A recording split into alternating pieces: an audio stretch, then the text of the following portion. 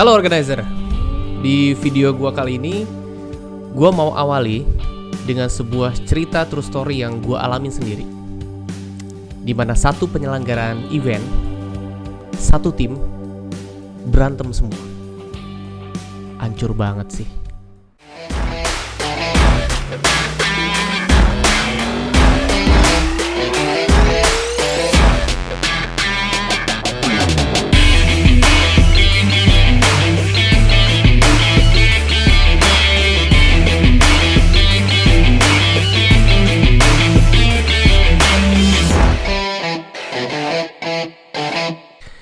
Oke, balik lagi sama gue Ube dari Mahesa Creative Company. Di channel ini, gue akan membahas segala yang berkaitan dengan dunia event organizer. Tentu saja dengan segala warna-warninya. Kenapa? Karena event organizer itu seru. Sebuah true story. Waktu gue pertama kali bangun Mahesa Creative Company, kita memulai dengan tim yang sangat kecil. Sampai satu hari, akhirnya ada satu orang yang melamar ke kantor gue. Ini anak sangat muda banget. Pada saat itu usianya masih belasan tahun. Oke, gue anggap ini anak belum pernah tahu dunia event organizer itu seperti apa. Akhirnya, satu jabatan yang gue kasih sama dia adalah supporting. Dia harus bisa menjalankan tugas apapun yang gue kasih, apapun yang gue berikan. Nah, tapi saking senengnya, dia membranding dia sendiri sebagai anak IO banget lah. Suatu saat dia berani bikin sebuah konsep event musik. Kita kerjasama sama brand rokok. Pada dasarnya event itu berjalan lancar sebenarnya, tapi secara finansial sebenarnya nggak bagus-bagus banget karena kita nggak dapat keuntungan yang banyak sebenarnya. Ya, gue anggap sebenarnya itu adalah event pembelajaran lah bagi gue atau bagi si anak ini. Pada saat penyelenggaraan itu dia banyak rekrut teman-teman tongkrongannya. Ini yang akhirnya bahaya buat gue. Setelah penyelenggaraan event itu, tiba-tiba dia jadi jarang masuk kantor. Ini anak ada apa ya? Ada masalah atau enggak? Dan sampai gue satu saat itu tahu, ternyata dia sama teman-teman tongkrongannya mau bikin konser musik yang kapasitasnya jauh lebih besar dari sebelumnya. Suatu hari, dia sama temen-temennya itu datang membawa sebuah proposal. Oke, sini proposal lu mana? Gua baca dan gua pelajari. Pada saat gua lihat, proposalnya buruk banget. Apa yang gua lakukan? Gua belum sampai di halaman terakhir. Gua tutup proposalnya. Teman-temannya gua suruh pulang. Anak itu gua suruh duduk di depan gue. Gua kasih dua pilihan. Pilihan pertama, hentikan event itu.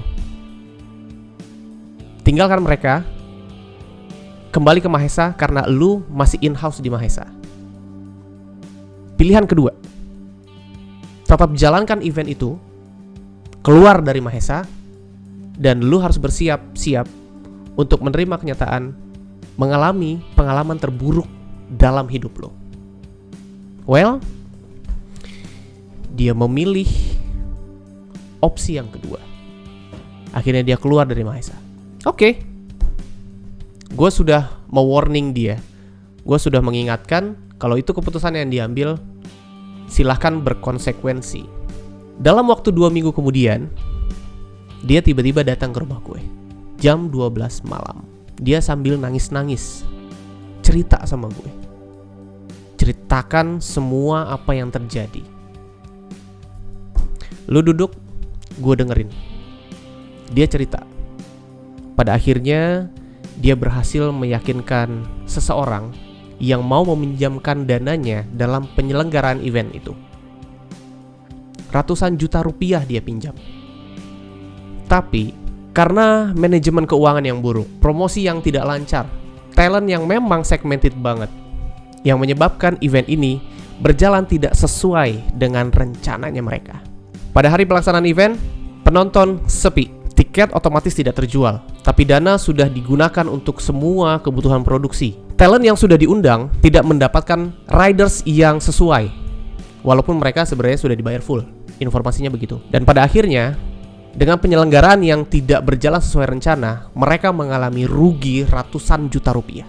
Kemudian si anak ini mengumpulkan semua tim dan mereka buka-bukaan mengenai kondisi finansial bahwa mereka merugi ratusan juta rupiah. Satu tim ini untuk mengembalikan dana investor harus menjual motor masing-masing. Nah, inilah klimaks dari chaos event ini. Mereka saling menyalahkan, mereka saling menuding satu dengan yang lain. Kalau kata yang satu, ini gara-gara promosinya nggak lancar, jadinya tiket nggak kejual, rugi. Kalau kata anak promosinya, ini gara-gara talentnya nggak menjual. Kata anak talent, ini semua gara-gara investornya lama dapatnya, sesuai dengan budget, dan lain sebagainya. Pada akhirnya, mereka nggak mau bertanggung jawab. Mereka kabur masing-masing dan meninggalkan si anak ini dengan tanggung jawab yang dia harus ganti ratusan juta rupiah kepada investor. Well, gue bilang, lu berani menjalankan, ya lu harus berani bertanggung jawab.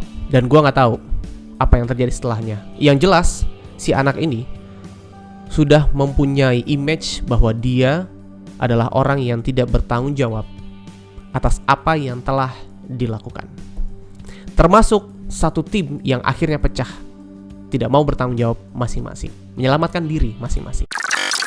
Buat gue sebenarnya ini sebuah pelajaran penting. Bagaimana sebenarnya kita membentuk satu tim yang solid dari sebuah penyelenggaraan event.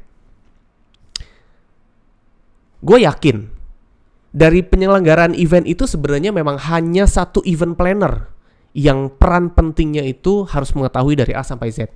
Tapi pada pelaksanaannya sebenarnya tentu saja semua pihak ini terlibat. Dan ini banyak banget pihak yang terlibat. Di sini gue mau sharing sama lo semua bagaimana cara gue dalam membentuk satu tim yang solid untuk penyelenggaraan satu event. Ini yang selalu gue lakukan. Ini yang biasanya gue lakukan dalam gue membentuk satu tim yang solid dari penyelenggaraan satu event. Ada 3 step yang biasanya gue lakukan. Yang pertama, gue bentuk timnya dulu. Yang kedua, gue pastikan job desk-nya. Dan yang ketiga, gue pastikan workflow-nya seperti apa. Kita bahas satu-satu. Yang pertama, dalam membentuk tim. Dalam membentuk tim, ini biasanya gue bagi bagannya dari vertikal dan horizontalnya. Yang pertama ada tim inti. Yang kedua adalah tim supportingnya. Dan yang ketiga adalah tim vendornya.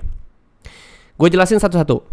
Untuk tim inti, ini adalah bidang-bidang yang bertanggung jawab kepada bagiannya masing-masing. Tim yang kedua adalah supporting. Nah, supporting ini adalah kru atau tim support yang mendukung atau membantu bagiannya masing-masing juga. Kalau untuk vendor, ini adalah vendor yang kita gunakan atau kita sewa jasanya. Gua kasih ilustrasi. Biasanya dari sebuah penyelenggaraan event itu gua bagi ke dalam beberapa bagian besaran.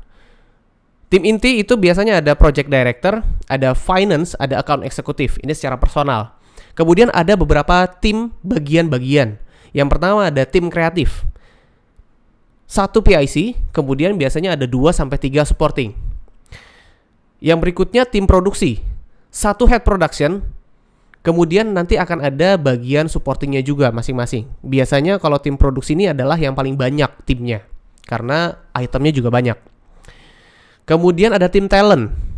Tim talent juga sama, 1 PIC nanti akan disupport oleh beberapa LO, tergantung dari talentnya. Kalau seandainya lebih dari 3 atau 4 talent, itu berarti juga harus butuh 2-3 LO. Kemudian ada tim catering, ada humas dan publikasi. Semuanya rata-rata treatmentnya sama. Jadi ada 1 orang PIC, kemudian dibantu oleh tim supportingnya masing-masing. Ini adalah biasanya yang gue lakukan. Nah, setiap kali rapat untuk koordinasi, gue nggak harus panggil semuanya. Tim inti adalah PIC-nya saja. Jadi gue cukup kumpulin PIC-PIC-nya aja, dan gue koordinasi bagaimana progresnya, bagaimana kesiapannya, dan lain sebagainya. Nanti setiap tim tersebut ini bisa menyelenggarakan rapatnya masing-masing juga, koordinasinya masing-masing. Jadi gue nggak harus mengetahui dan gue nggak harus ngumpulin semua orang-orang yang terlibat. Cukup PIC-PIC-nya aja.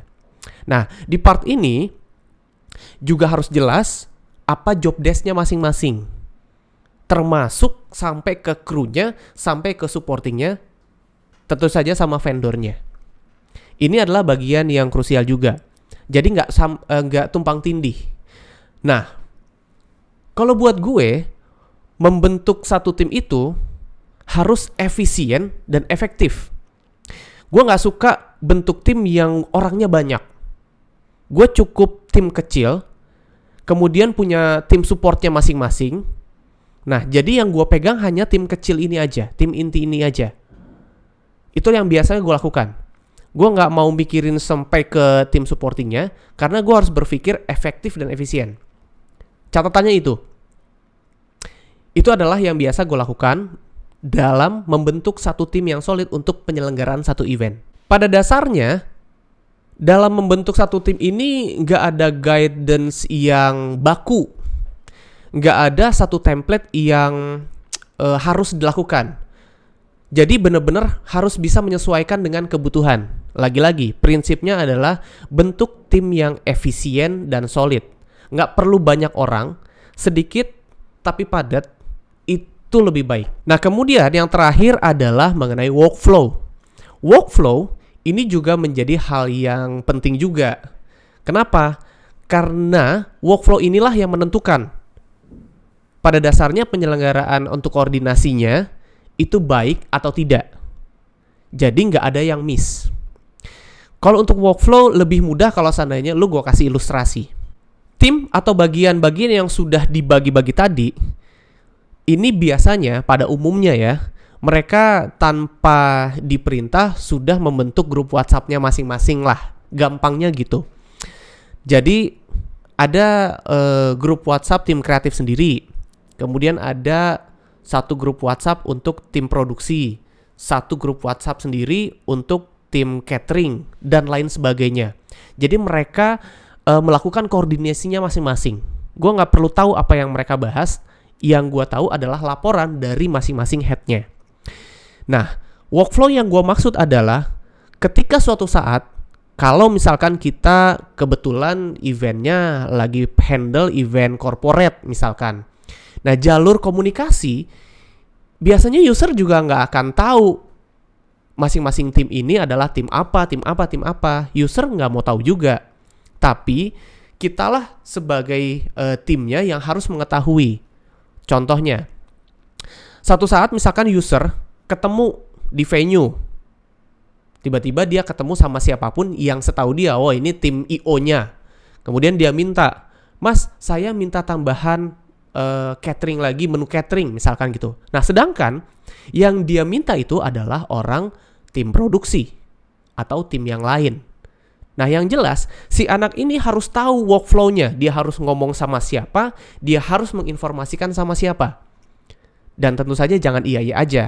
Jadi dia harus ngomong sama PIC dari catering, kemudian PIC dari catering harus konfirmasi sama usernya, lalu baru bisa diputuskan penambahannya bisa atau tidak, memungkinkan atau tidak. Dan yang jelas workflow ini harus benar-benar dijaga untuk menghindari miss checklist. Kesimpulan dari gue,